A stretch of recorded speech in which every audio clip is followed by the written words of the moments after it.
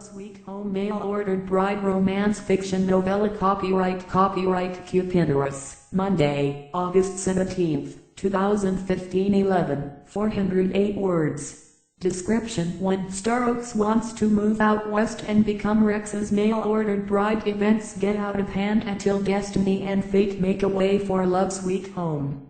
Chapter 1.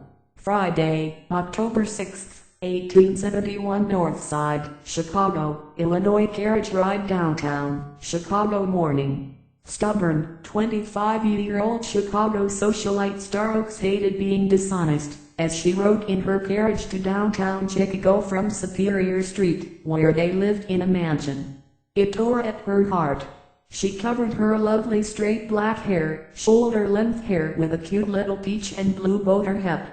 The hem accentuated her beautiful flat forehead, her long nose, and her beautiful face. Starr Oaks' small mouth had thin flat-up lips that kissed only one man, Frederick Jones, a man she loathed. Big, arrogant, a junior lawyer who desperately wanted her hand in marriage, and he was willing to wait for Starr to give in to despair. He was the exact duplicate of her dad's personality. Stop at the Hina's fashion dress shop at the corner, Charles. I plan on visiting a friend and shopping for an hour. You can wait or go to the park and come back, if you want. Thank you, Miss Oaks. I'll go to the park and feed the pigeons. Starr smiled back at Charles. Then she struggled to climb out of her black carriage.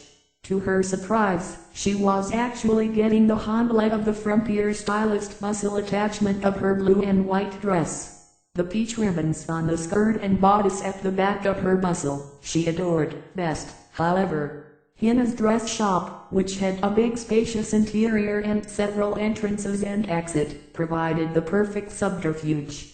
Starr spoke to the sales clerk for a second. Then she turned back to see if Charles had driven away. Starr thanked the sales clerk for her dress suggestions and told her to wrap it. I'll be back in a few minutes. Starr quickly walked to the south side, away from the Chicago park, and exited Hina's Passions. She hailed another carriage. Take me to the Lake Chicago Bank, please. Yes, ma'am, exclaimed the man, as he took her fare. Starr gave him a generous tip under the understanding that he'd keep his mouth shut. She'd seen her dad employ the move several times at business luncheons as a growing teenager. Under the best of conditions, she'll tell her powerful lawyer dad, Darrell Oaks, and her stay-at-home mom, Patricia Oaks, why she planned to withdraw half her savings from the family bank, Lake Chicago Bank. It was her money, and she needed it soon to make the trip to Jada, California, to be with her mail-ordered husband, Rex Hassa. His picture burned in her mind: triangular face, dark sandy brown hair, happy eyes, and blonde mustache. He said he has to constantly shave to keep the stubble off his chin. Her dad disapproved of the mail-ordered bride arrangement. An arrangement concluded over the past 5 months, suspense-filled months. Back and forth, she and Rex sent letters, love letters declaring their affection, sharing their likes and dislikes, revealing finally that Rex owned and ran a successful mining camp in the town of Jada, California. Staring out the window, Starr was jostled from side to side, as the carriage ran over the cobblestones. Starr Oaks smiled a knowing smile to herself. Sophisticated Chicago, I'm going to miss you. This place, where marriage prospects abounded, this big town, rightfully, any girl loved to visit and find her beau. But this is not the place for me. I love the country. I want to live on a farm. Why her dad disapproved didn't surprise her. He grew up near Sutter, California, and the 1849 gold strike. Darrell Oaks hated the place. He called the men lawless hooligans with no morals or intelligence, except in spending gold coins. Her dad went on tirades about Starr negotiating behind his back. To think you've practically auctioned yourself off like a whore, he vented. Starr told him that mail-order brides was a common phenomenon, something lots of women did who wanted to get married, women who wanted to go west and live on open land and space. She had answered Rex Hass's mail-ordered bride right out of the Chicago Tribune. Rex Hass ran the mining camp. He wasn't one of the scoundrels mining and spending his brief gain nuggets of gold. If her dad had to weigh the two, mail-ordered bride section and the stock information and business news section, he'd chose stocks and business every time. That is what the Chicago Tribune meant to her dad, Darrell Oaks. He'd never seen the mail-ordered bride section. He didn't care. Starr's mom sympathized and felt Starr's lonely anguish. Patricia Oaks knew what 25 years old felt like, old maid. Her mom at 25 gave birth to her only child, Starr. That's what old maid felt like, one chance to have a child. Several miscarriages happened to her mom, but no one talked about that. And if Starr inherited her mom's genes, like Darwin insisted in his Origin of the Species, time slowly slipped away. Starr, the old maid, probably forever forfeited her chance to have a child. So she determined to go after what she wanted most. Destiny was the watch in her left hand, and she often consulted it to guide her life. Fate, unfortunately in her right hand, came along, as the twin nemesis of destiny. The fateful 5-year Civil War conflict burned up Starr's best years for marriage, 15 to 19. Dying, blown to bits, crippled or missing eligible men didn't make good marriage prospects at all. Go west, get married there, Starr's gut told her. And Starr determined to go out west and make a new life. Lake Chicago Bank, Miss. Thank you. Will you please wait for the return trip? I'll pay you generously for that as well. Yes, ma'am. Chapter 2. Friday, October 6th, 1871 North Side, Chicago, Illinois. Carriage ride downtown, Chicago morning. Starr went into the bank. I'd like to withdraw half of my money and send it to the Bank of Northside. I don't know whether that is such a good idea, Miss Oaks. Your dad's money practically runs this bank. Starr smiled sweetly. Messes only her typical dad managed to create. That's why I want to move it to my new bank. Starr's brown eyes stared hard at the balding banker. He was a short man who wielded power by holding on to people's money. He moved very slow and handed Starr a withdrawal slip. In fact, I want to move my money half to my new bank. I'll take the other half in bills. The short bald-headed banker's jaw dropped. That's not a very wise. Diversification is the smartest financial move one can make, right? He stammered. Well, at least not all of the money is in one bank. He seemed relieved to know that competing banks lost out on the majority of Starr Oaks' considerable holdings. And Starr knew her dad's ruthlessness in finances. He'd go to the other bank. He'd demand her money be frozen. The financial transaction to move the money to your new bank will be done by 5 p.m. today. As for the rest, he turned and nodded to a young handsome-looking clerk. The young clerk brought out a black bag from behind the gated windows of the bank. The balance, Miss Oaks. Do come back if you decide to change your mind. I will. Starr smiled sweetly again and lied. She needed to control the chaos to erupt when her dad found out of the withdrawal. Darrell Oaks turned vicious when people crossed him, family member or not. Starr walked out of the bank a free woman. Of course, she had wealthy Rex Hassa, her mail-ordered husband, to count on, but having one's own wealth topped all. She did. And if going to the mining camp turned out as bad as her dad predicted, the extra funds provided the perfect backup plan. Take me to the West Bank of Chicago. Starr handed the car-rich driver the fare and another generous tip. Minutes later, Starr had deposited 2/3 of the money in her real new bank. Thank you for joining our bank. We offer several advantages over traditional banks, such as the ability to wire money across the states. Thank you. I don't think that'll be necessary, though. The bank clerk had round spectacles and a full head of brown hair. Starr didn't know why bankers all had brown hair. Maybe brown hair meant conservative or secure. Really happy, Starr rode the carriage back to Hannah's fashion dress shop and entered the south door. She picked up her new pink day gown and walked out the front. How were the pigeons, Charles? Anxious. Nervous. I've never seen them like that. Home, Charles. Will you be going to the ball at the theater tonight? I don't know, Charles, Starr said with a real happy smile on her face now.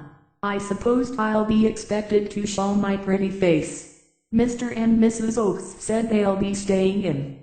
Just thought I'd ask. Starr adjusted the new dress box on the seat beside her. Slowly she gained the upper hand over the new bustle dress's ability to complicate her entering and exiting her private carriage. Cedric will pick me up, Charles. So you can have the night off. That'll be great, Miss Oaks. Starr stared out the window on the ride home. Your move, Dad. You won't keep me here in Chicago for long. Just 3 more days and I'll be eloping to Jada, California, land of grapes, mining camps, and my new love sweet home. Starr went to the ball and danced with Cedric. One of them had a wonderful time. It wasn't Starr. Every moment she thought about Rex Hassett and how she missed him. Sometimes to ease her lonely feelings, she kissed his triangular face picture. His last letter came 1 week ago. Running a mining company involved a lot of hours, Starr assumed now. Until she got pregnant, and she expected to get pregnant right away, most of her days consist of learning the town of Jada. Starr, from Rex's letters, had quite a lively little place to negotiate. They had a small school and Rex planned on opening an orphanage for the children whose parents had left them, abandoned them. Mining took its toll and some people got tired of paying $10 for a loaf of bread, $30 for a meal, $50 for clean-washed clothes by a Chinese immigrant whose language the miners didn't understand. When they got tired they just left. Rex said he knew a lot of people in Jada. Starr figured the mine employed the most people, majority of Jada's population. That in a sense made Rex an even bigger power broker than her dad, Daryl. Had the power gone to Rex's head, too? Did his ex-girlfriend, Jenny Duzzy's spontaneous nature, the cause of their breakup, still inspire Rex's feelings? Her mind grew increasingly busy worrisome about the relationship to be, before it even happened. In his mind, Starr Oaks, perhaps, might be just another woman to know and use. She didn't think of herself that way. In her mind, Rex spoke the truth and cared for her. He wanted nothing more than to love her with all his heart. Chapter 3. Sunday, October 8, 1871, Northside, Chicago, Illinois, home of Daryl and Patricia Oaks. Evening. Starr Oaks opened the door laughing and smiling. Cedric, her boyfriend, held onto her elbow. They just returned from the theater seeing a play about love and marriage. Starr had her train ticket to Jada, California in her purse. In the den, her dad, Daryl, spoke. Shall I escort you to the den? Cedric joked. I think indeed you shall, Starr replied. Starr knew better than to try to spoil her last 3 days in Chicago. On the 9th of October, she'd be on her way to Jada, California for good or bad. Mom and Dad, we had a wonderful time, continued Starr, as she sat down and started removing her wrist-length black lace gloves. I was just telling Cedric that Victoria Woodhull will be running for President of United States next year. She'd get my vote, if I had one. Women will not sit by and be coddled like children, as this century ends. Elizabeth Blackwell had already proven women will not faint, if they study hard. She got her medical doctor's degree in 1846. Women do more than just walk around looking pretty. We write books and take photographs, invent things. Being a housewife is the least of the things women were capable of doing. Daryl, her dad, smiled. Then I suspect you've changed your mind about this mail-ordered bride nonsense. He chuckled, and then offered a glass of sherry to Cedric. Cedric Jones took the glass and gulped it down to Starr's obvious disgust. Her mom turned her face away back to her Golday's Ladies Book magazine. I tabled the matter for a while. Starr artfully dodged her dad's accusations. Once she eloped, her dad, Mom and Kendrick simply adjust to their new lives. Then Kendrick has something to ask you. Daryl nodded to Starr's dad, as if they were in court. Kendrick cleared his throat and got down on one knee. One big knee, since he stood 6 feet, 2 inches tall. He weighed about 210 pounds, but all of his weight looked like muscle. I know this isn't sudden, but, Starr, I've been pursuing you for 3 years now. Will you marry me? I knew he'd propose soon, dear Starr. Answer, yes. Starr's jaw dropped open. Looking past Kendrick toward her dad, Starr quickly composed herself and let out a big laugh. She shook her head from side to side. Ha ha ha ha ha ha. Surely you're joking, Kendrick. Starr took off her green and peach small boater hat. She tied her straight black hair up in an updo. She wore a dark blue bodice with dark blue bustle skirt. She put the boater hat on the small divan beside her chair, then she adjusted herself in the luxury burgundy chair. Mom, these bustle dresses do give us a bit of trouble. Kendrick had fire in his eyes, but he acted civil. Starr? Daryl jumped up. I've had enough of this, Starr Elizabeth Otis. He came forward in his gray bow tie on his winged white shirt, charcoal ambassador vest with a silver watch chain attached. He continued his conservative dress with black pants and shoes. Starr's latest delay and deflect tactic broke the usual composure on his square face, more than annoyed at Starr's latest delay tactic. His stiff arms flanked his sides, as he stood near to Kendrick. This exceptional young man possesses every quality for a society lady. Then let him go and marry that other societal lady. Starr turned to Kendrick. In a clever and subtle move, she closed Kendrick's 2 hands with her own, shrouding the glittery large diamond ring inside the tiny felt black box. I like you, Kendrick. You're great for going to shows, theaters, picnics. She let her pretty brown eyes fix on Kendrick's small herd gray eyes. But I am going to marry Rex Hassa. I am going to Jada, California. Daryl reached inside his right pocket, as if to check his watch. You won't be catching a train to anywhere. He waved the train ticket. See this train ticket? Daryl ripped it into pieces. Wasted money. Wasted time. He threw it to the floor and Starr's mom rushed over to pick the torn paper up. Daryl, you said we wait until tomorrow to confront her with this. She's our only daughter. And our only daughter has got to learn to obey, Daryl said, turning back to Starr after lecturing his wife. Now the money you shifted to your bank of Northside is frozen. So I don't know how you're going to live in that cesspool of a mining town, Mata. Jada, Starr said firmly in an even tone. Her oval face looked peeved, but she expected this. 12 years old, she was not anymore. But something endless petty directed her dad to meddle in her life.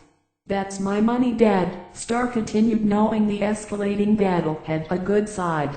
It deflected attention away from Kendrick's obvious humiliation. I bought that shabby little bank of Northside. The manager's explicit instructions are to get my signature before a penny is withdrawn. No daughter of mine is going to ruin her life. Just throw it away on a mythical mining company owner in a town that doesn't exist on the map. Starr jumped up, entirely fed up. Who gave you the right to go through my things? My bedroom. I am 25 years old. And Jada exists. Starr pulled out the cherished mail-ordered bride letters from her oblong blue rose purse. How come I have a postmark on my letters? Chapter 4. Sunday, October 8, 1871, Northside, Chicago, Illinois, home of Daryl and Patricia Oaks. Evening. Eyes cast down looking at the floor, Kendrick finally hopped up. I checked and double-checked, Starr. Kendrick shook his big rectangular mountain man face. You're a lawyer, Kendrick. How do you explain these postal marks? She gave him a good look, but withdrew them, before her dad attempted to transform them into fire fodder. I have a picture of Rex Hassa. Chicanery comes in all forms, Darryl added. I'll bet, Dad. What else did you halt or prevent? She probed nervously. If he found out about the West Bank of Chicago, her real treasure she counted on, if Jada turned out to be a shame, she was done for. Churning began to flip-flop her stomach, as if it were that time of the month, only she wasn't due for 2 weeks. Rex Hassa had to be real. He said he'd meet her at the train station. Since you won't treat me like an adult, I'll just be going now. Where to? Kendrick pleaded. Starr, don't you leave this house. You have no money. You'll be back by morning, her dad, Darryl shouted. Patricia tried to hush Darryl. Starr's a smart girl. Tricking her for 5 months isn't possible, Darryl. That was the last thing Starr's 2 ears heard, as she stormed out the den and opened the front door and slammed it behind her. Starr ran, her head bowed down, in tears, crying. As she ran toward the barn from the front, Charles, in his brown pants, white shirt and brown bow tie, coming from the barn, where he parked the car, Rich in a rush ran inside the side servants' entrance of the house screaming, "Fire!" Fire broke out on the southwest side of town. Maybe Charles didn't see her in the darkness around their mansion home. Wide open, he left the barn door standing, as if he'd be back. Their big mansion house looked intact. Starr's brown eyes blurred, but she blinked several times. What fire? Wherever the fire happened, it happened far, far away from Superior Street of Chicago. Sitting in the black carriage collecting her thoughts, Starr Oaks reassured herself. She pulled out the mail-ordered bride letters. This can't be a mistake or chicanery. All the strange workings and characters in Jada, California in Rex's letters defied the imagination. The gold mine might be using up the last of the gold vein and have to close. His glorious mansion house overlooked the small growing town of Jada, California. It stood on the hill on the outskirts of town. Not all of that could be made up, if Rex tried. Her dad and Kendrick just kept pushing one more and another lie to keep me under their thumb. Charles hadn't rushed back out and Starr refused to rush back in. After waiting for a minute, she hopped up and practically hauled herself into the stage seat and clicked the reins of the black horses. In a rush of anticipated reaction, the 2 horses sped out of the barn into the night, as Charles screamed in the background, "Come back, Starr. Chicago is on fire. It's dangerous to be out." But Starr had turned the corner to exit the Oaks estate and drive into downtown Chicago. She only had one more day to wait. By 11 o'clock tomorrow, Rex Hassa's train came in and she and he'd eloped to Jada, California. One night wasn't too long to wait for a lifetime of the bliss of starting a new love life, new marriage and her new family. Chapter 5. The 2 horses' manes blow back, whipping, behind them, as Starr rode at high speed away from her troubles. All she thought about was the insolence of her dad's arrogance. Kendrick said, her face pulled at her heartstrings to reconsider her choices.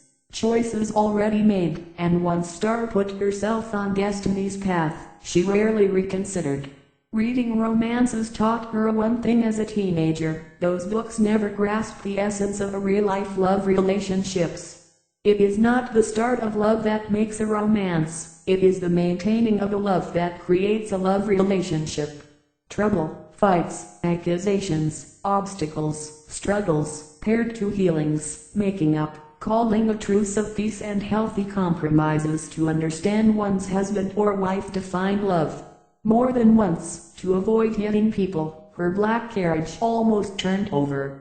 Too many people ran suddenly out into the night, the Chicago streets shouting "Fire! Fire!" Starr turned her head this way and that. She saw no fire. Not a single building burned, smoldered or even smoked. She kept riding, until she reached the first Chicago hotel. She parked, ran inside to reserve a room for the night. "I need a room for one. Just one. Just me.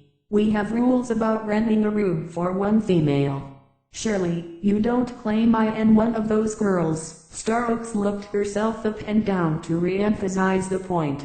The hotel clerk had a full head of hair. He wore round spectacles, gold rim, and had big ears. His black silk puff tie, white shirt, aqua vest, and pants all screamed respectability. Around the sleeves, he wore black sleeve garters, to adjust the sleeve length.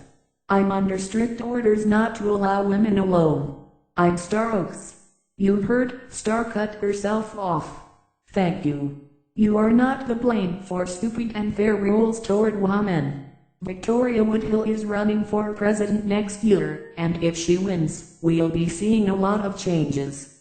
The first Chicago hotel clerk looked puzzled, as if he had never heard of a lady running for president of America. Starr turned to leave. Please be careful, miss. Chicago is on fire. Starr turned around slowly. People keep shouting it out, but I haven't seen one ember or glowing flick of flame yet. These things start slow. Some say it started on the southwest side of town, in a farm stable. Fire moving rapidly, leaping from building to building, like a high-wire circus performer street to street, torching, burning everything in its murderous path. Our mansion is constructed of fireproof bricks. This hotel is too. The buildings burning all over Chicago near downtown are made of fireproof bricks supposedly. Starr realized Charles had been shouting fire, fire about Chicago as a whole. She threw her hand over her mouth and turned to leave. Thank you for the warning. The screams and shouts continued as Starr climbed back up the carriage.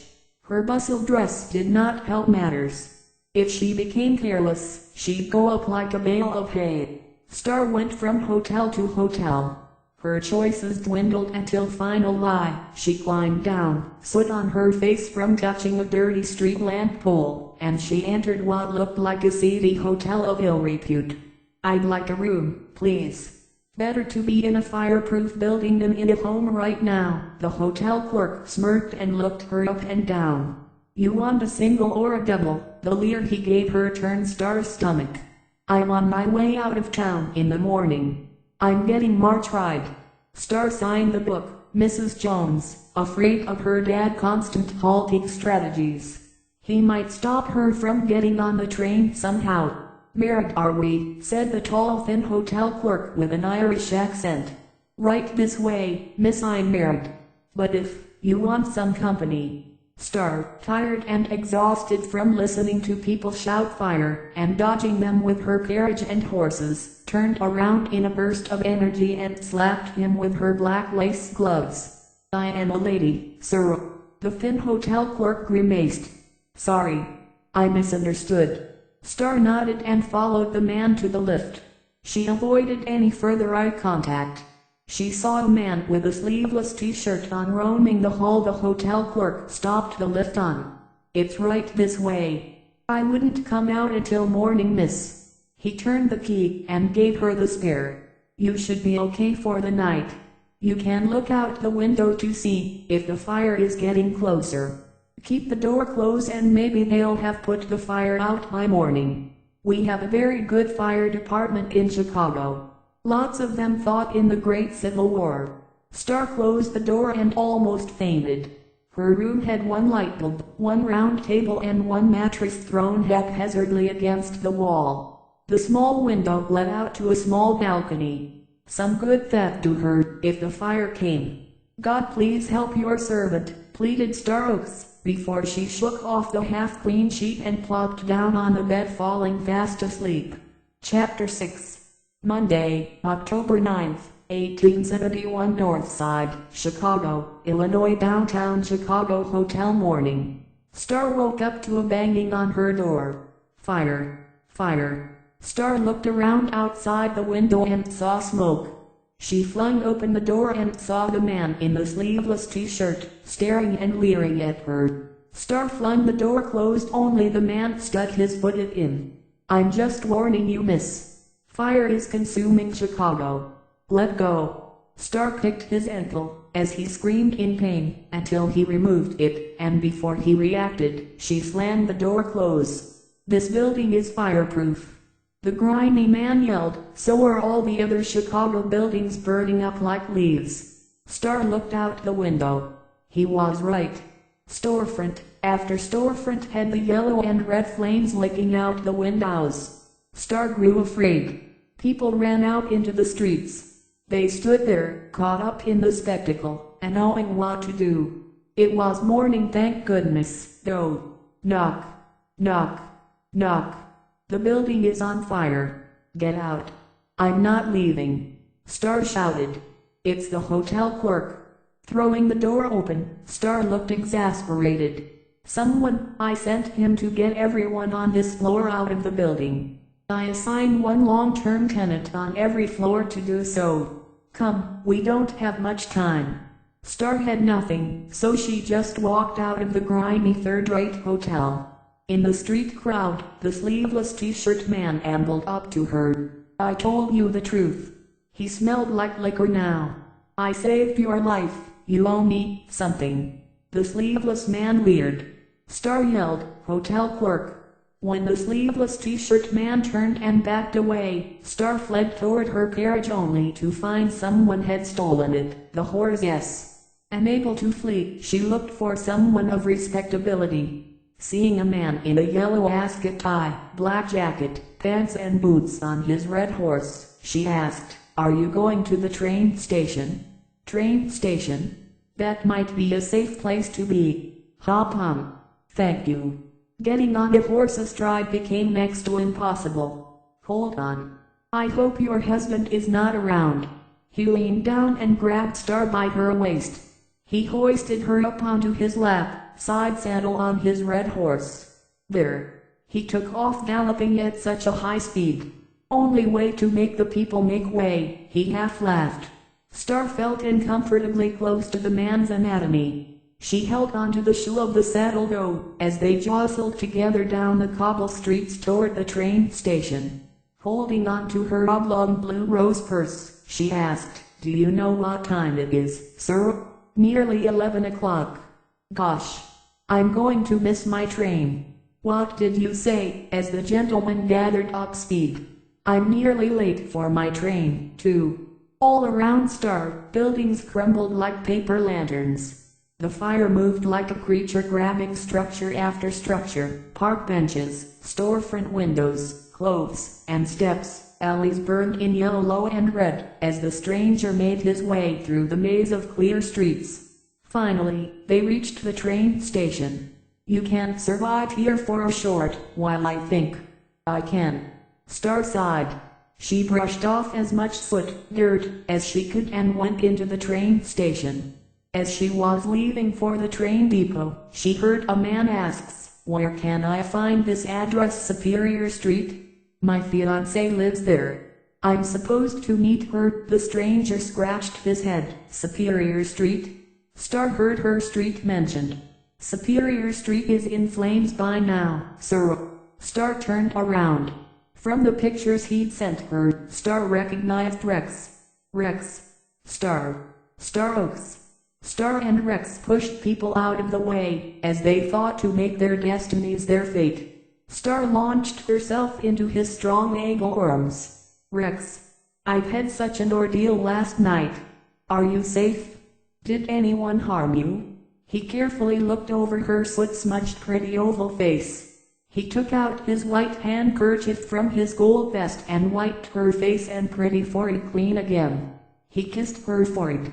There, you're all better now. Starr started sobbing. My parents.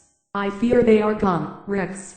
You want to go back to your house? Starr shook her head no. Then yes. Then no. The man said Superior Street's up in flames. Starr, if they are still there, they couldn't survive.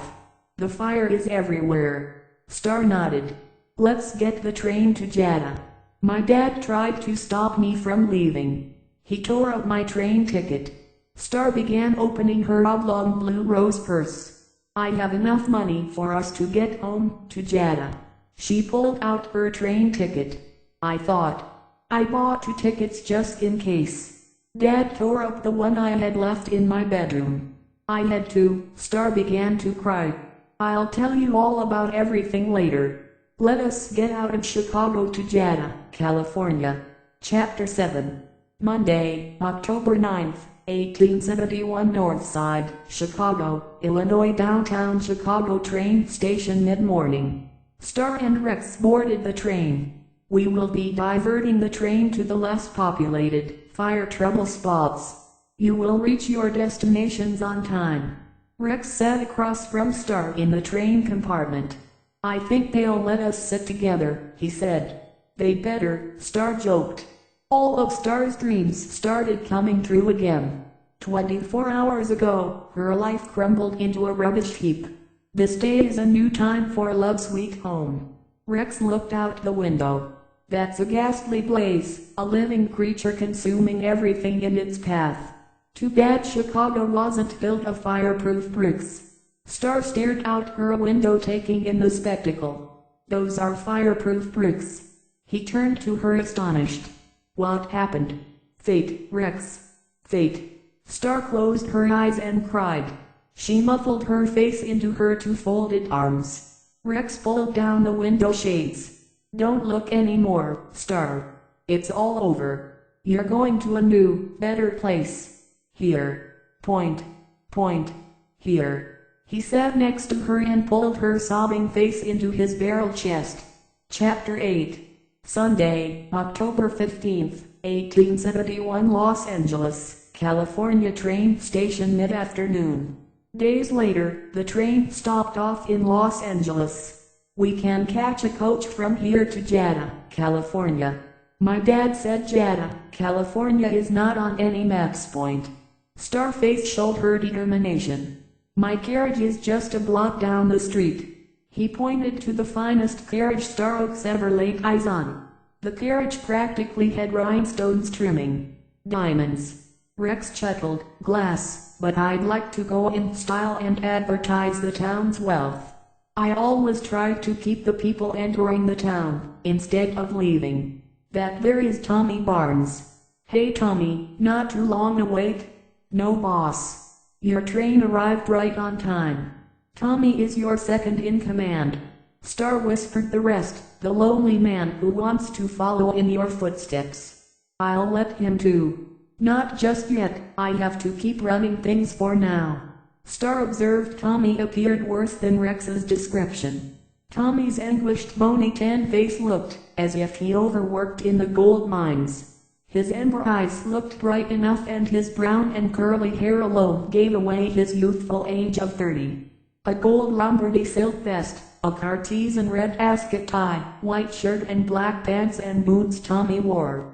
Rex opened the carriage door for Starr to get inside. Tommy is the best dressed man in Jada, California. Isn't that right, Tommy? That's right, next to you, Rex. Rex started to get inside but stopped. How's the gold thing holding up?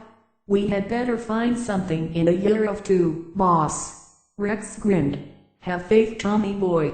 Have faith, said Rex, as he entered the rhinestone-decorated black carriage, too, and banked on the front side of the carriage. Tommy clicked the reins of the two black horses. Starr jerked backward. Tommy drives very fast, too. You sold me, Rex, Starr laughed. I never believed my dad, though. You're too real in your letters to have made any of it up. The little 14 years old who wanted to be an outlaw, Lydia Best. She's real, and you'll get a chance to meet her. Fastest gun in Jada, but a bit hot-tempered. I founded the town, and we need to reach a certain population before we can get on the map. Starr chuckled. I'm not crazy after all. And the mustache and goatee preacher that goes around proclaiming the word of God. Paulson Taylor. He's going to marry us soon, as we arrive. I've got the Rex Hotel lobby all decked out and pretty, for you, Starr. You're amazing. But it can't all be good. Everyone's life has trials. You are calling me a liar? He leaned back away from Starr for just a second. I don't know what your dad told you, as a lawyer. He knows about population and map requirements. In your letters you never said you founded the town of Jada. Starr's eyes went blank from adulation and concern. Had fate just delivered her into a bigger battle? Her dad, Darryl, used his position and influence to her detriment. Would Rex Hassa do the same, if they disagreed? He glossed over the trials. She did have her money in the West Bank of Chicago, if it didn't burn down. In spite of her happiness, her gut told her Rex had a lot on his plate and she'd merely be an accessory to his life, unless he made time for her. Founding the town isn't the hard part, Starr. Keeping it alive and going is. They rode through a flat, treeless wilderness for a while and finally reached civilization again. A small civilization cut into the valley of Southern California. Jada, California. Tommy Barnes called out. Rex Hassa turned to look outside the windows for a second. And you, Miss Starr Elizabeth Oaks, didn't tell me you were so darn pretty either. I don't know whether I want the miners seeing you. Your small oval mouth, thin, flat-up lips and smart brown eyes. Lovely black hair, just plain pretty, as you can be, Starr. Starr blushed for the first time in her life. Thank you for the compliment. Nah, never mind. He grinned and opened wide his own gentle brown eyes. I'm just glad you're mine. The miners can be an ornery bunch around women, but you're my woman, so they'll all behave themselves, except for Aaron Stell. Aaron Stell. You mentioned him once, I think. Nah. Maybe I didn't, because he and I are feuding over the entire town. I may have to kill him one day. Just so you know, Starr. West California was beginning to live up to its reputation. Starr hated violence, but she knew it was necessary at times. The Great Civil War proved that. However, she wanted a life in Jada with Rex alive, not 6 feet under. I can't think of a better man to run the town than you, Rex. Starr bent forward and planted a big soft kiss on Rex's lips. Now that is a welcome, never to forget. Chapter 9. Sunday, October 15th, 1871. Jada, California. Carriage ride into Jada afternoon. Jada was a town, more like a strip of a town with buildings lining up on both sides. Rex pointed out the various spots of interest. The Rex Hotel held all the upper-class people, fine people, who you might see in Ascot, door of silk neckties. Hotel Aaron possessed all the gamblers and hardened miner men looking to blow off steam after selling their gold. They rarely wore neckties. Vigilante pants and work shirts for this bunch. The livery stable held their horses and sat next to Hotel Aaron. Sheriff Eddie Wellham's office sat beside Rex Hotel. Next to the Rex Hotel stood the post office, run by Rex himself. After Jenny Nuzzy, Rex's ex, split up, she went to work at Aaron's hotel. Jenny didn't like Aaron, but she didn't like Rex either from what Rex said. Starr listened to the layout of the town in horror. It's like a family feud. No, it's not. Rex laughed. Most people are good-natured. Reverend Paulson wouldn't think so. That's because it is his job to make people feel miserable and turn to God. Starr laughed. People need God. God's grace put these other buildings across from those. On the other side of the street, an orphanage ran by Paulson worked on and off, as the children needed a female hand and more financial support. Glenda Royal wanted to spruce up the barn structure. Miners destitute run off and leave their children to be raised by the Glenda. Reverend Paulson Taylor spent all his time preaching to the town between moments of stark quietness and contemplation. He paced around holding his Bible and praying for the lost souls of Jada. He never bothered with Los Angeles, which committed worse sins, because those were not his flock. His church sat beside the orphanage. Lydia spent her time in Aaron's hotel trying out her shooting skills, and trying to build a reputation as a killer outlaw. I ran the local grocery store next to the church, but it was Rex who brought in most of the foodstuff. He allowed her to sell it and keep the profits. His miners needed to eat good foods for their hard work during the day. The Chinese Quarter, run by one, held 16 people who washed the miners' clothes for a hefty price of $2 per shirt, $4 per pants, $5 per socks and jackets. They also ironed people's clothes. Chinese Quarter followed the Ides grocery store. Rumby's saloon welcomed newcomers who didn't want to associate with the two most powerful men in Jeddah, Rex and Aaron. Rumby's saloon flanked the Chinese Quarter. With's mining shop kept the men's equipment repaired. Lydia's best mom ran the local restaurant called Best Jeddah Cooking. Zoe wanted Lydia to follow in her footsteps and become a cook, but the 14-year-old was having none of it. That reminds me, Starr. I want you to do me a favor. If I can. Where do we stay at? Rex pointed, the big house on the hill. All the other houses scattered around the town? Everyone else's houses. Rex turned back to Starr. We are in the midst of the biggest population boom in our 5-year history. 5 years. Starr, it takes years to grow a small town into a big city.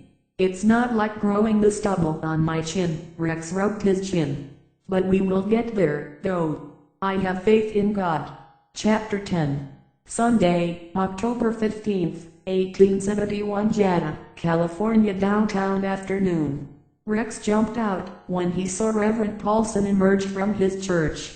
He wore the same dusty black frock jacket to his waist and a different white shirt and black pants and shoes. Reverend Paulson. Yes, son. How can the Lord help you? Reverend Paulson, paler, straight, ear-length black hair, looked unkempt and rushed, just like Rex described in his mail-ordered bride letters. Starr thought the image amusing.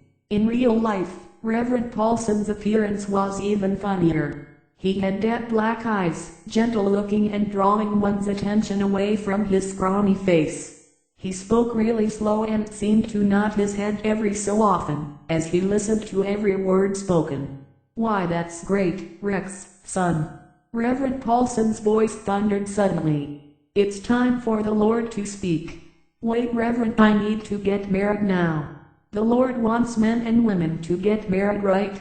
That's the gospel truth. Bring the little missus out. We can marry her right here in the street. Reverend Paulson started to amble to the rhinestone black carriage. His mustache and goatee was the only thing that looks orderly. May God bless this marriage. Reverend Paulson's voice thundered suddenly. In a normal tone, Reverend Paulson commented, Do you two agree to honor and cherish one another? I do, Starr said, trying to hold back the humor in her voice. And you, Rex, son? Rex laughed. We want to get married in the Rex Hotel. I got it all decked out and pretty for Miss Starr Oaks from Chicago. Rex pointed to Red Brick Rex Hotel, between the sheriff's office and the post office. Hanging over the front of the balcony of the Rex Hotel, a white banner read, Welcome, Love Sweet Home. Everywhere is God's church, thundered Reverend Paulson's voice, without even glancing over at the Rex Hotel. And he is no respecter of certain persons, no matter their wealth or position. Rex chuckled. I do. Then by the power invested in me from Almighty God, I pronounce you man and wife. He added, rather quietly. Son, now go and make babies. This town is in sore need of fresh blood. Reverend Paulson nodded and walked off toward the hills behind Jeddah where the mining camps were. He seemed to be quietly conversing with his maker and talking in whispers. Starr and Rex Hassett watched Jeddah's town preacher walk off into the distance in his black frock jacket to his waist, white shirt and black pants and shoes. I guess we are married, Rex said, marveling at Reverend Paulson. All that matters, Rex, is God's blessing. That's all we need. Rex lifted Starr out of the rhinestone black carriage and carried her to the Rex Hotel. He stopped for a second. Halfway across the wide Jeddah Main Street, Rex stopped. Am I too heavy? It wasn't like Starr's height different much from Rex. She stood 5 feet 8 inches to his 5 feet 10 inches. Gosh no, Starr, you're only about 130 pounds on a bad day. My nose has an itch. Do you mind? Starr giggled and raised her left hand, but not knowing where to scratch she just pulled out his dirty handkerchief and swiped down the left, right and center of his nose. Better? Much? When Rex entered the Rex Hotel, a large shout of well worshippers yelled, Congratulations Rex and Starr. Starr almost cried again. Here in 1 month, she almost died in the Great Chicago Fire, and now the Jada, California townspeople welcomed her like royalty. Our royal bride has arrived, said Sheriff Eddie Weldon. Rex slowly lowered Starr to the wooden floor of the Rex Hotel. Starr whispered to Rex, "Is this the sheriff?" Rex whispered back, "Can't you see his tint star?" The tint star lay half buried under his black western tie on the center of his shirt. Rex turned. "Eddie, why is your badge not on the right breasts, as we agreed?" "Because most gunmen shoot for your guts. It's a bigger target." Everyone including Starr and Rex laughed. "I'm married," Rex shouted. "I couldn't find the preacher," Zoe said. "He was out contemplative or something. He married us just a second ago. Did you hear his thundering voice?" They all laughed. I quipped, "Thought he was blessing the town again, to grow. You know. Make babies," commented Glenda Royal. "He told us that, of course." "Never mind. I want to see the house, Rex." Everyone grew quiet. "Free drinks for all," Rex yelled. "Starr, I know you've been through a lot. You can't see the town is real. The house is real, only what, Rex?" Starr feared the worst. He lied. It wasn't his house. Outlaws destroyed it, she joked. "Very close." He paused. "He lost the house to Aaron, gambling," answered Sheriff Eddie Weldon. "I told him one day, Aaron spoiled his life. He wanted to take over the town ever since he arrived 3 years ago. Bastard. I'll win it back in another card game." Starr thought to herself, so much for love, sweet home. Why had fate suddenly turned again? What must she do to control her home life? "I can live in this hotel for a while, Rex, but I need a home. Especially, I know, after your ordeal, Starr. I'm truly sorry." "Aaron can't move in for 30 days, though," Eddie Weldon added. "Why didn't you tell me that, Eddie? You won the house from Aaron, after he built it. You know the rules, no contracts are final for 30 days. Come on, Starr, my beloved. We have until Monday, November 13th to solve the problem. I'll show you our home." Chapter 11. Sunday, October 15th, 1871. Jada, California, house of Rex and Starr Hassett afternoon. Starr found her eyes looking on and on forever. "This is bigger than my dad's house. It's got everything, 4 full baths, den, living room, swimming pool, exotic furnishing, all French. Take a look at these fine art paintings from Europe. There is the man playing a guitar. I forget who painted it. In my house," Starr paused, "I had a guitar. I never learned to play it, though. I'll get you a guitar to practice. Just living here is a dream, Rex." She jumped up into his arms and hugged him. They stood almost equal, only Rex was 2 inches taller. "I spend my time in the living room mostly, working on the minion business papers."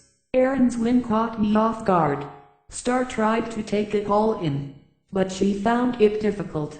She started sobbing. "My family is probably all dead, Rex. Dead. There. Point. There." He hugged Starr. "They didn't want you to fly free, though. I'll never forget that. You're a grown woman, Starr Oaks, a smart grown woman." Starr considered Rex, her new mail-ordered husband's words. "You're so right. To think, listening to their orders might have killed me." They sat down on the dark green French settee. "Starr, I love you. You're smart, and I'm blessed to have met you in that pile of mail-ordered bride letters. Starr, don't ever leave me, no matter what you hear. Jad is a small town and people gossip, Starr. Promise you'll come and get me and don't do anything rash." "I promise." Starr wanted to understand him. For once, she needed to understand Jada. Aaron wouldn't be in a necktie. She'd be able to tell him by the town photographs in Rex's photography book. Rex and Starr talked all into the night. He showed her all the important town people.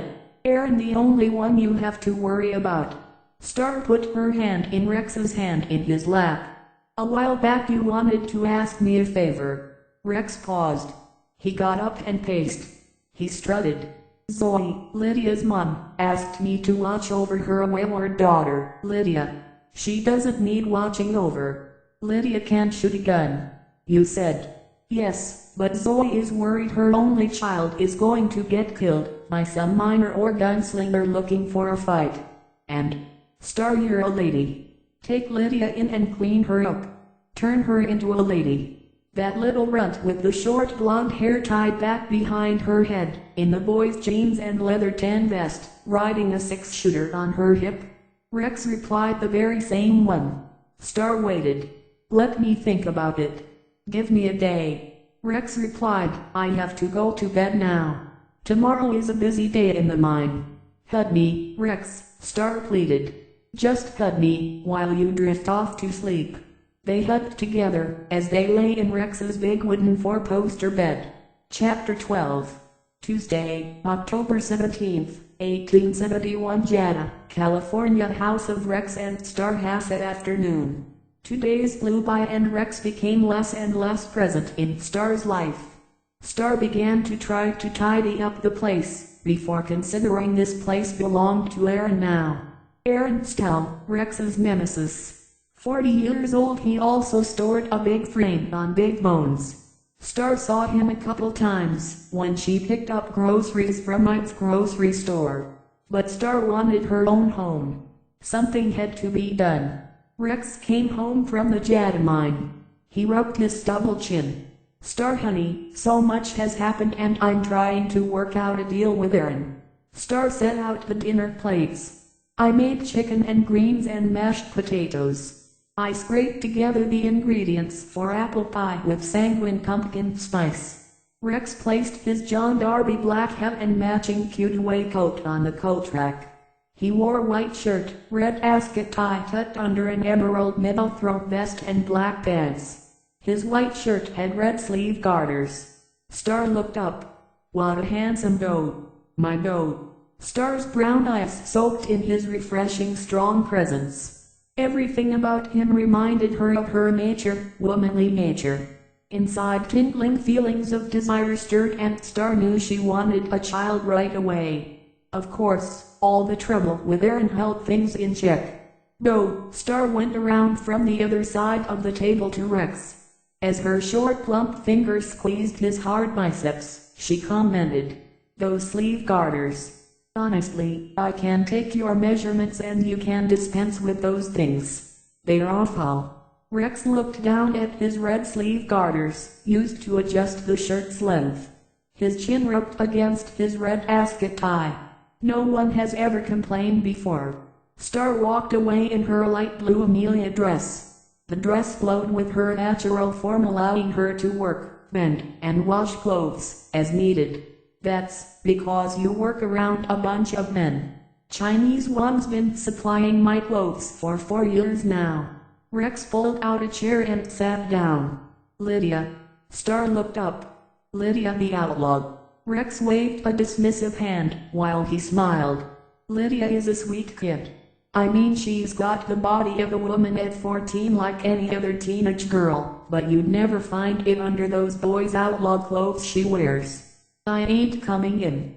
No Chicago society dame is going to take the outlaw gal out of me. Get in here, Lydia.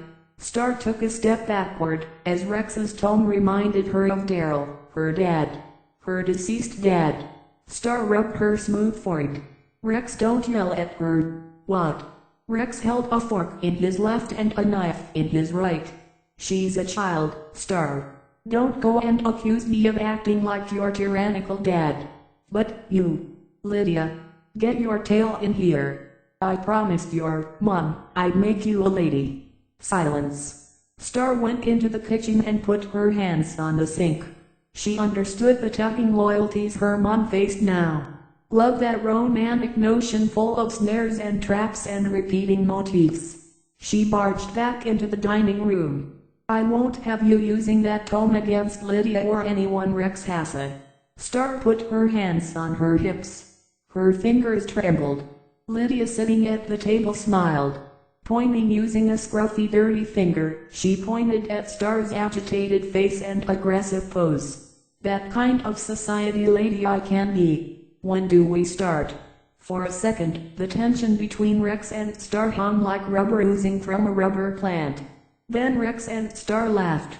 I assure you, Lydia, that is not how a society lady acts, that's how she reacts, Starr interrupted Rex. Reacts, acts. Lydia picked up her fork and speared her half of chicken. She brought it up to her mouth, long, as I'm not turned into a cream puff. Now young lady. Starr rushed over to Lydia and smashed the chicken on a fork away from Lydia. No lady eats like a mountain man. You're civilized. You have manners. Eat. As Rex is eating, Starr gently placed the forked chicken breasts down. First pick up the knife with your right, and hold the chicken in place with your fork. Then cut off small slices to eat. Lydia snarled, and shook her head, sending her shoulder-length ponytail flopping from one shoulder to the other. Starr stared at the movement. Rex started laughing. You're doing better than the other women I've hired for this task, Starr. Proper slices cut into tiny pieces, Lydia replied. Yetters. Glenda Royal failed. Jenny Nuzzy, I frightened her so bad she went from working in the Rex Hotel into Aaron's bar. Rex shook his head. Aaron has no bar. It's a hotel, Lydia. All the drinking going on there, Lydia mumbled, her small lips full of chicken and dressing. Eat and swallow, then talk, Lydia. Lydia shook her blonde ponytail again. Now how can a person eat and then talk? This is getting to be bothersome. Lydia pushed away from the table. Rex grabbed her by her beige work shirt. Stop it. Sit. Finish your meal. Lydia slowly sat back down. In the living room, Rex and Starr went over the lady societal program for Lydia. Starr agreed with it mostly. Lydia sat on an armless, wooden felt emerald chair like a rock on a log in the forest, watching and listening. Don't try to take her gun away. Rex paused. That's the last lesson. Lydia leaped up, knocking over the armless wooden emerald chair, and bolted from the house. Rex halted Starr from calling out. That's enough for one day. Starr put her arm around Rex, as they sat on the long paisley blue couch. Rex, I can't settle in. I'm afraid Aaron is going to want the house soon. We've got 28 days left. Why don't you just buy the house from Aaron? Be done with it. I have money in my West Bank of Chicago. You mean, if it is still standing? Starr snuggled and laid her oval head on Rex's chest. She listened to his beating heart. I have $10,000 in my purse, Rex. The house isn't worth $10,000 to Aaron. Aaron's not that simple, Starr. He's 40 years old, feeling as if he should be better than I. Pride is making him keep the house. He won it gambling. Just as I won it from him gambling 2 years back. He won't sell for anything. Chapter 13. Friday, November 3, 1871, Jana, California, house of Rex and Starr Hassett afternoon. Over the next few weeks, Starr made considerable progress with Lydia. Today, Lydia wore a moleskin gray long skirt and matching Edwarding jacket, white blouse, black 2-inch belt, and her 6-shooter gun belt around her waist. Starr just finished showing Lydia how to walk like a lady and not to strut like a gunslinger who just took a handful gulp of water from the local river. Both women stood a half-length of the den apart from one another. Light from the chandelier over the dining room table cast a radiant glow on the once hooligan girl outlaw Lydia. You look like a fine upstanding Western lady, Lydia. Starr stood by the west wall of the den admiring her work. Yeppers. Not bad, letting my hair hang down to my shoulder for a change. Lydia made the curious left-to-right motion of her head, sending her hair bouncing from her left to her right shoulder. Not bad at all.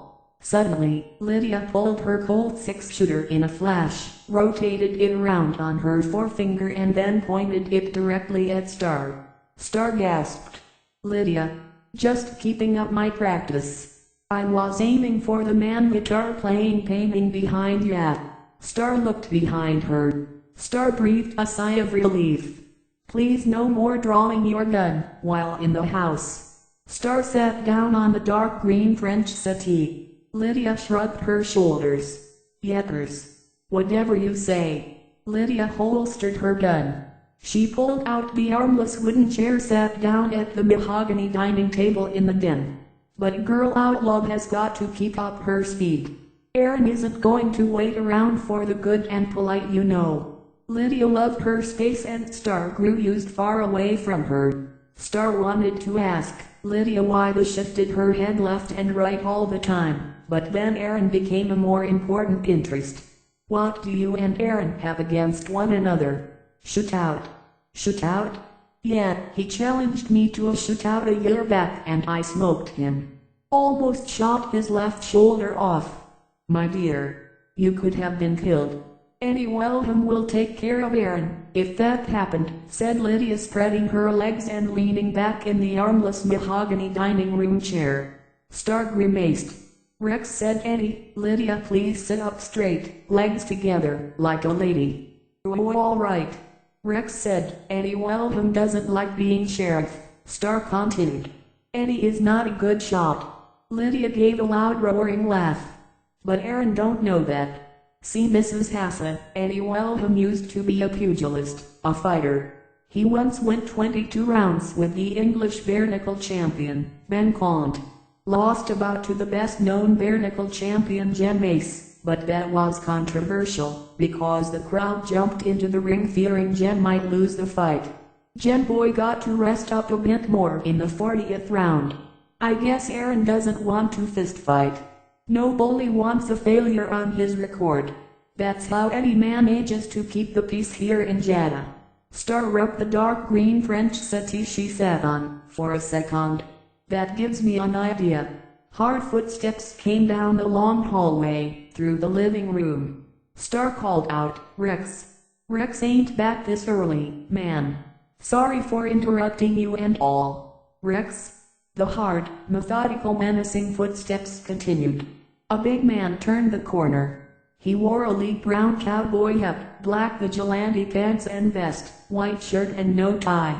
He had a long rectangular face, full-length beard and sideburns. His small blue eyes looked out from overcast bushy blonde eyebrows. Aaron looked at the scene. If it ain't the new society dame, Mrs. Starr Hassett, and the society run Lydia best. Aaron, you get out of here, Lydia yelled. Lydia stood up and spread her legs and put her right hand close to her gun holster. Lydia, wait. Now Mr. Stow, I understand there is a contract yet to be expired. Aaron took big long steps forward, as he looked around. 10 days to be exact. I'm just inspecting my property. Rex's property. Starr shouted. Rex and Sheriff Eddie Wellham agreed the contract's not ended yet. Aaron kept walking and looking at both ladies. He tried to walk between the small coffee table and footstool, but his bulk nearly pushed over the coffee table. A small green and white tea set that Lydia and Starr had drunk during their break fell over. Get out of here, you scum bastard! Lydia shouted. Don't make me shoot you. Starr moved to get between the two fighters. Stop, Aaron. Leave. I won't have any guns, yours or Lydia's, fired in this house. My house. Aaron yelled. I'm tired of waiting. I won this house fair and square. I built this house. That's all in the past, scumbucket. Do as the lady wants, leave. Lydia had her right arm spread wide over her holstered 6-shooter. Aaron ignored her. I got an idea. Why don't Mrs. Hassett and I just go into the bedroom? Aaron motioned his head to the hallway east in the house. And work out a little deal. Starr trembled but put her hands on her hips. I have access to $10,000. She scoffed. This house isn't worth $10,000 to you, Aaron, but it is to me. Aaron tapped his dirty cowboy boots on the living room rug, a scene out of the old Oregon Trail. I traveled out here from Illinois. You're probably not too far from where I lived, since you're from Chicago, Mrs. Starr Oaks Hassett. You should know, by the way, your daddy and mommy got all burned up in the Great Fire.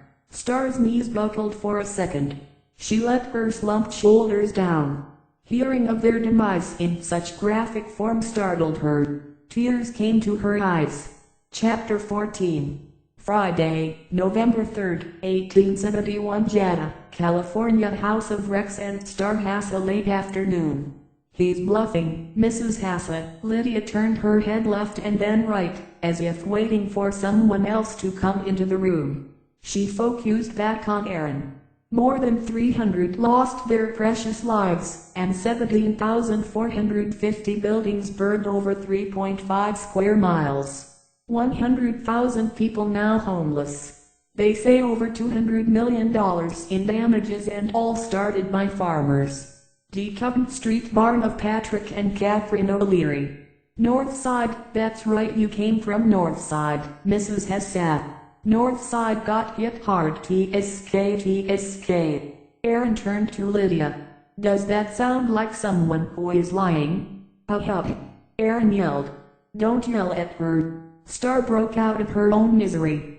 But Aaron had drawn his gun. Rex appeared in the doorway and raised his forefinger to his lips. He wore a gold Spencer vest, white shirt, black ascot silk tie, black pants and shoes. In a half-second, he had run across the rug and leaped on Aaron's back. A gunshot went off and hit the chandelier over the dining room table. The chandelier came crashing down, but Lydia, quick on her feet, moved several steps away from the dining table. Rex hit Aaron across his chin. Aaron dropped his gun. Rex dived on top of him, as Starr screamed and hopped backward. The men rolled and fought against one another. They turned over chairs, the coffee table, the settee got knocked over, as Rex stood up and Aaron punched him onto the dark green French settee that fell backward.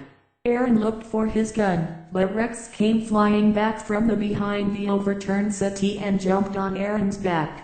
Rex reached for the gun. Both men had it in their hand. Aaron pushed Rex's chin back using his left hand, while Rex slammed Aaron's right hand, holding the gun, down to the floor. The gun went twirling, spinning out to the center of the dining room. Aaron threw off Rex and crawled on his belly for the gun and picked it up, before Rex got up. Now that we've all had our exercise, it is time to settle things, Aaron boasted. You forgot about me, you worthless pile of horse manure, Lydia said.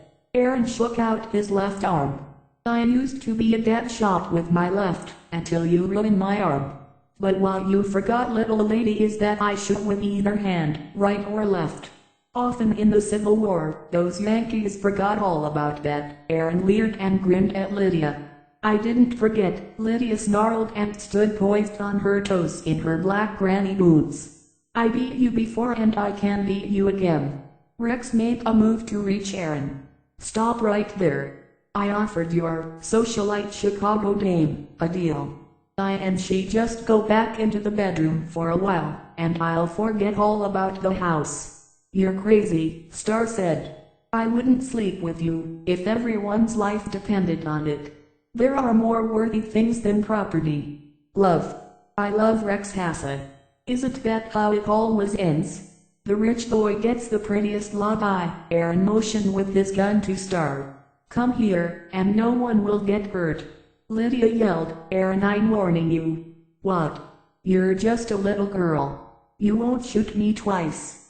You're probably having nightmares over the last time you shot me. Lydia grimaced. Her corner lips turned down. You said no shooting in the house, Mrs. Hasse, but there comes a time.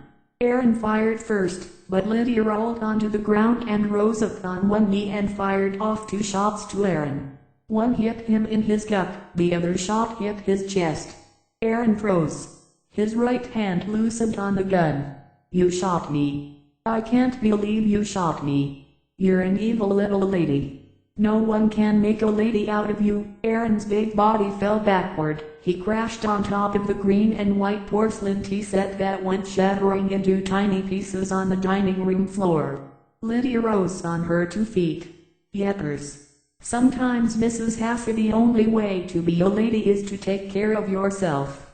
Lydia spun her Colt 6-shooter on her trigger finger 2 times and snapped it back into her holster. Starr found herself speechless. Rex ran the 2 steps and hugged his wife. Starr. Rex. They hugged each other. Reverend Paulson warned me Aaron aimed to come up to the house. I came as fast as I could. Rex, I offered him the $10,000. He wanted to knock me down a peg of 2 my harming you, Starr. Rex looked over to Lydia. Guess we didn't tame the outlaw girl in you all the way, Lydia, Starr interrupted, but that was a good thing, Rex. Yepers. Lydia smiled and started for the exit. She stepped over Aaron's dead body. Cleaning house isn't my best skill, so I'll see you 2 entangled hearts around town sometime. Lydia's small, sure ladylike footsteps echoed as she left. Chapter 15. Friday, November 10th, 1871. Jada, California. House of Rex and Starr. Half a late morning. 1 week later, Reverend Paulson visited the house. Hello, his voice thundered. Hello. He wore the same black coat, pants, white shirt, but his mustache and goatee looked neat and freshly trimmed. Starr answered. Reverend Paulson, we're in the den. The good Lord loves a couple that spends time together, he started off thundering. Then he lowered his voice to a normal tone, just like you have to shave that stubble, Rex. It's been 1 week and the world don't run by itself. Especially a mining company with 300 men, who need the assurance their jobs will be continuing. Rex and Starr sat at the dining table looking up where the chandelier once hung. Reverend Paulson, you're right, Rex said. The mine has only got a few years left before the gold vein exhausted. That's what I wanted to tell you, son. Tommy Barnes was working on that problem. Like you set him off to do. And, said Starr. Yes, said Rex.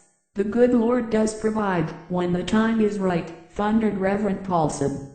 Tommy's found a silver vein. Richer than the gold vein. Rex and Starr jumped up for joy. They hugged one another. They yelled. They grabbed Reverend Paulson and they all jumped up and down. Now this town can truly thrive, thundered Reverend Paulson. I've been praying and praying you boys have success to keep Jada, California going. We'll be on the map for sure now, Rex said. And now that everything is settled, I can tell you more good news, Rex. Starr held her hands over her belly. I'm going to have a child. Rex's jaw dropped. I always had faith you were not an old maid. I'm not an old maid, Starr exclaimed. This will be one of many children. May the Lord continue his blessings on his family, roared Reverend Paulson, as he turned abruptly and started making his way out of the house.